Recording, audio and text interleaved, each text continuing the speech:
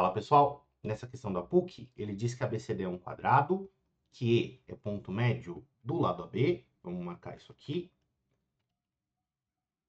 E ele diz também, né, que ele quer que você calcule a medida do cosseno do ângulo CDE, que é esse ângulo que se forma aqui embaixo, que eu vou chamar de alfa. Bom, primeiro, cosseno é uma razão entre lados da figura, certo? Isso significa, como eu estou dividindo pedaços do próprio desenho, que não importa qual seja o lado desse quadrado, né? Eu posso chamar de x e fazer uma análise completamente literal, assim como eu posso escolher a medida de um lado do quadrado. Porque mudando esse lado do quadrado, eu só chego a uma versão, né, ampliada ou reduzida da figura com que eu estava trabalhando antes, né? E se eu mudo todas as medidas do quadrado conjuntamente nesse processo, né, de escolher um lado novo, a medida desse lado vai influenciar a medida de todos os segmentos da figura, acaba que quando eu dividir uma parte da figura pela outra, isso fica indiferente para o resultado final. Então, para facilitar os nossos cálculos, eu não vou chamar de x o lado do quadrado, eu vou chamar de 2, né? Eu vou escolher uma medida numérica, porque isso deve facilitar um pouquinho o trabalho de contas que a gente vai ter. Então, todos os lados medem 2, por escolha minha, certo?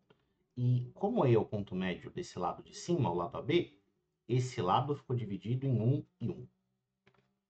Se eu quero o cosseno de alfa, eu preciso colocar esse alfa dentro de um triângulo retângulo, né?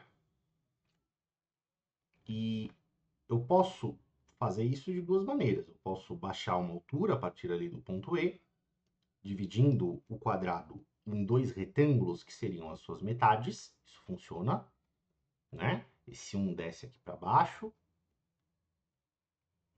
Opa. Esse 2 também é o comprimento dessa altura EF. E aí eu analiso o triângulo EDF. Ou eu também posso pensar, se você preferir, que como o lado AE é paralelo à base desse quadrado, a gente forma o Z do Zorro aqui, né? Aquele famoso método para a gente identificar ângulos que são alternos, o que significa que esse alfa aparece ali naquele vértice do ângulo E, ele é o mesmo ângulo que aparece no AED. Então, ou baixa a altura ou percebe que o alfa também é um ângulo do triângulo AED. Certo? Vamos fazer por esse de baixo mesmo, já que ele já está desenhado. Mas é indiferente. Bom, formei aqui o meu triângulo EDF. E para eu calcular o cosseno desse ângulo alfa, eu preciso do cateto adjacente, que a gente já descobriu quanto é, né? É a medida do segmento AE, lá, metadinha do lado do quadrado.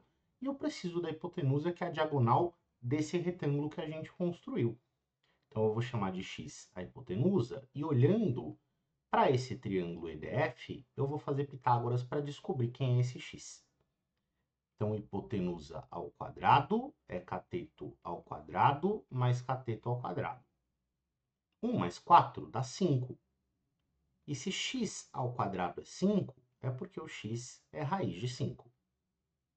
Ah, tá. Descobri o x, então eu sei quem é o cosseno do ângulo CDE, que é o cosseno de alfa. Cosseno é cateto adjacente, 1, sobre hipotenusa, que é a raiz de 5. E isso já é a resposta, né? 1 sobre raiz de 5 é o valor que você está procurando, mas sendo uma questão de múltipla escolha, a gente precisa deixar isso escrito da mesma maneira que aparece nas alternativas. E olhando para as alternativas, a gente percebe que a resposta foi racionalizada, né? Então eu vou multiplicar por raiz de 5 em cima e embaixo, e a gente conclui que esse cosseno desejado pelo exercício é raiz de 5 sobre 5. Que é exatamente o que aparece ali na alternativa B de bola. Perfeito? Espero que você tenha entendido. Até mais.